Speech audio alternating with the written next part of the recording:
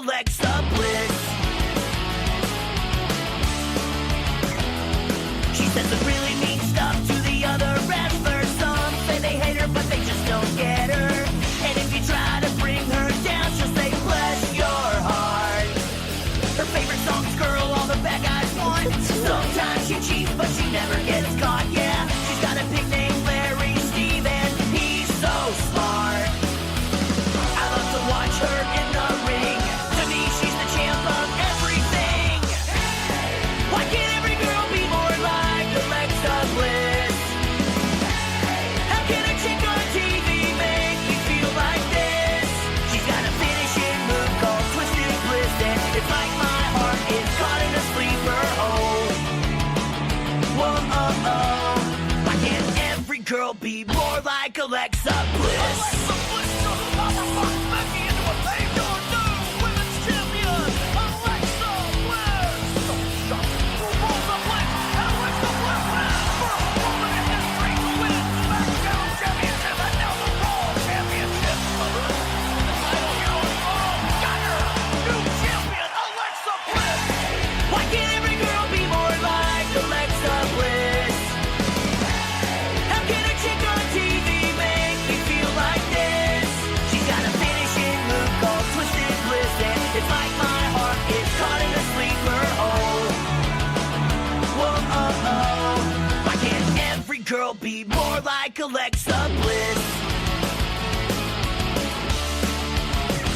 Alexa Bliss.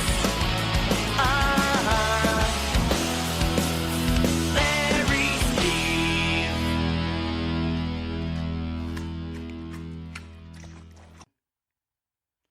All right, here we go. Our next guest on the show tonight, this is the 100th episode, by the way, Jaret, is Jaret Reddick from Bowling for Soup. How are you, man? Man, I'm doing great. 100. That's awesome, man. That's you guys are really doing it. Yeah, and Sam is still with us. What's up, Sam?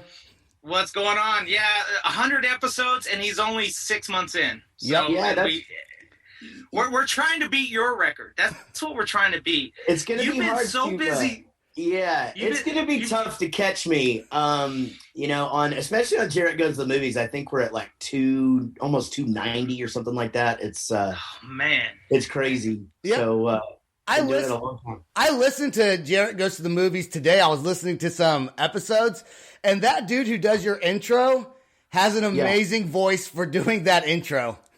Yeah, do it, man. I can hook you up with that guy. Oh, no.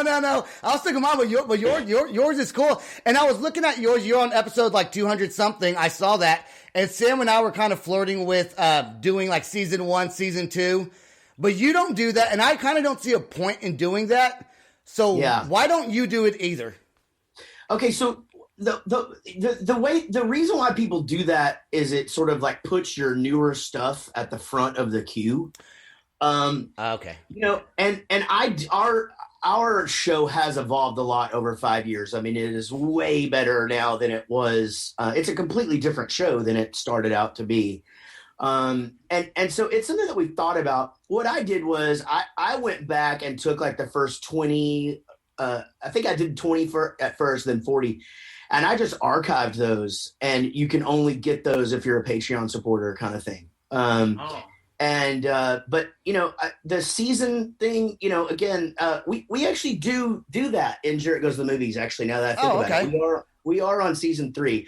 Rockstar Dad Show, we don't do seasons. But we're also a weekly radio show on Adobe. So it's kind of not really any point to doing that. Yeah, I noticed that Chris's beard has gotten longer. I mean, Yes. Is he planning on growing that all the way to the knees? Is that his plan? It's funny about that beard. I don't really know if I've ever told this story, but I have a lot of guilt where that beard is concerned because we did a photo shoot one time, when he had first grown that thing out. And this has been a few years. It's probably been 10, 11 years ago. And he had this rockin' beard, and we did a photo shoot, and our managers were like, "You guys just look like a bunch of old men, Chris has got to get rid of the beard, and you guys need to cut your hair, blah, blah, like you don't look like a punk rock band anymore." And I actually convinced him to shave it. And now that we are old men and it's such a part of who he is, I have so much guilt for making him shave that off at one point, because he really didn't want to. So we embraced that son of a bitch. We're like, let that beard fly. Yeah, because you guys can rub the bellies for Buddha, but I think it stroked the beard for. Man, I'll tell you, there's no telling what's in there, though, man. I mean, like he moves a certain way. You can see soy sauce and syrup and cheese and just all that. I mean, it's like that episode of Family Guy where he had a bird move into his. I would not be surprised if there's not some sort of a creature living in there. The last man on earth, and he's just all. Just there it is. I noticed it. So you've been keeping busy with, I think, 3 different podcasts. Is that correct? Three different podcasts. You guys are still recording and writing new material. Yeah. What was the last song? The Christmas song was, I think, probably the last song. Yeah. We have a new single coming out pretty soon called "Getting Old Sucks," but everybody's doing it. And we're real proud of it. It's got a really cool video made by a family of puppeteers. And so, oh wow. I mean, I do stay busy. I'm busy enough to where when I list all of the things I'm doing, it gives other people anxiety. I mean, because I'm in 3 bands and I've got 3 podcasts. I'm about to launch a 4th podcast, actually. Wow. And you guys know how much it takes to do one. Oh, geez. And then of course I'm the voice of Chuck E. Cheese, which keeps me really busy. In fact, I literally just finished a session with him, and so I mean, it's definitely not many dull moments around here. Dude, there's a story I've always wanted to tell you for like probably 20 years almost now. Okay. I used to have a moped. Oh, nice. Like a Vespa? Yeah, it was like a Vespa. And every time the song would say, and all you had was a moped, all my friends would look at me and like laugh, right? Yeah. And I would play that song while I had a moped. Like I would turn my little boombox up as loud as I could. So I thought I was cool. My friends would laugh at me.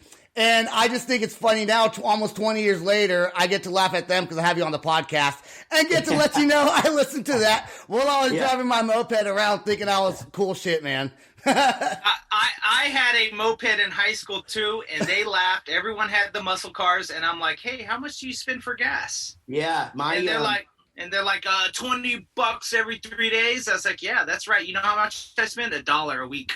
My little nephew, he graduated from college early, and I actually got him a job, and he's like a freaking tycoon now.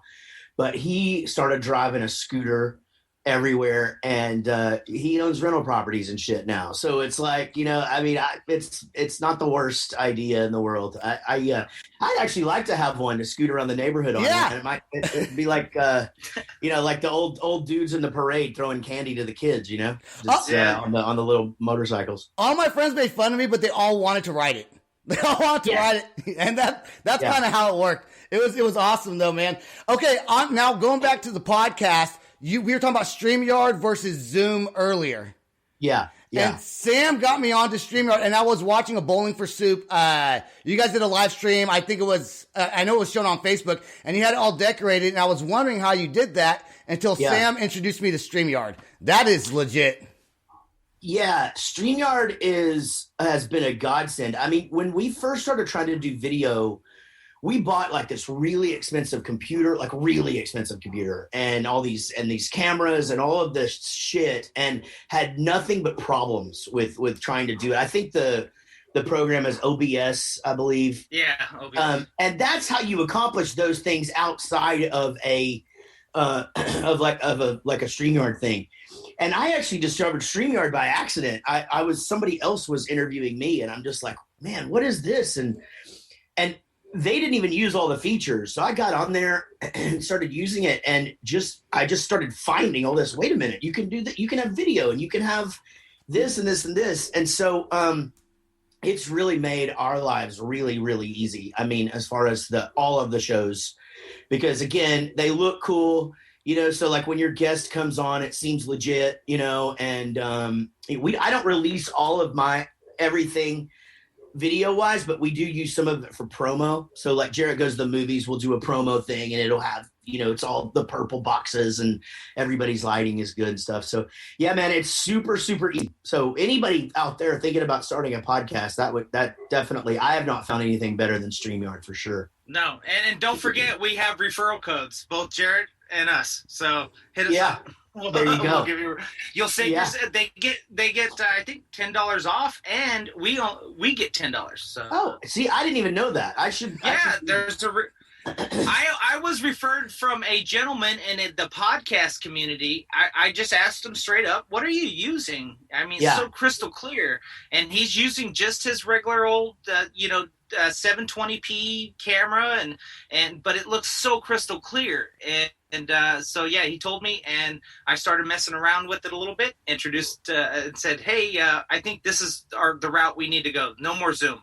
We're done with Zoom. And more importantly, as Sebastian was saying earlier, it records for you, and so you have a backup if you forget to record on your computer, which I need that, and you need that apparently. yeah, it is definitely something that has come in very handy. Well, also it's like I guess this is just another just lesson learned thing, but like I started having some computer issues, and my computer would like lock up in the middle of a conversation or something, and I wouldn't notice for 20 minutes. Mine's happened. And now I've got that StreamYard audio. I can just go in there and plug that in there.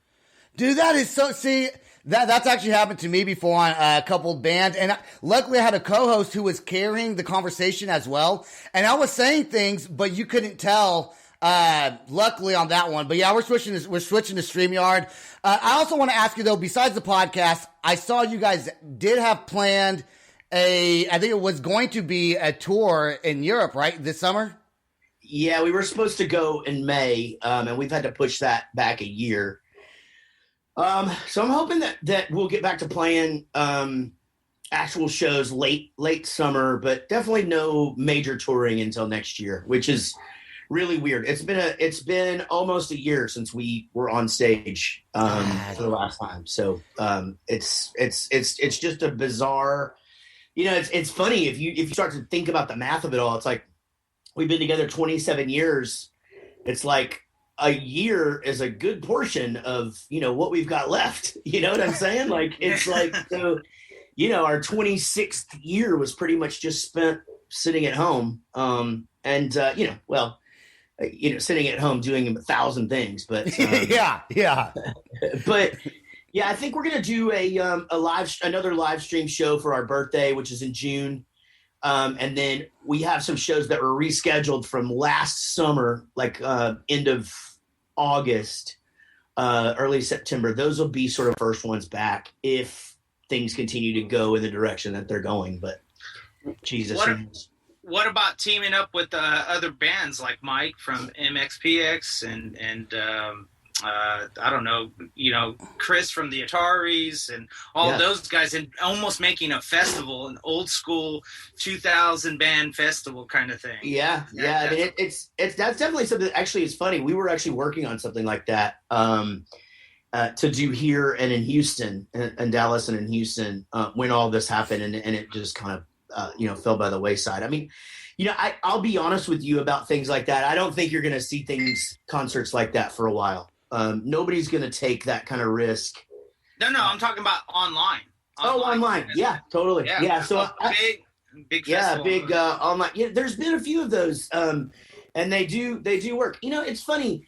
Even through all of this,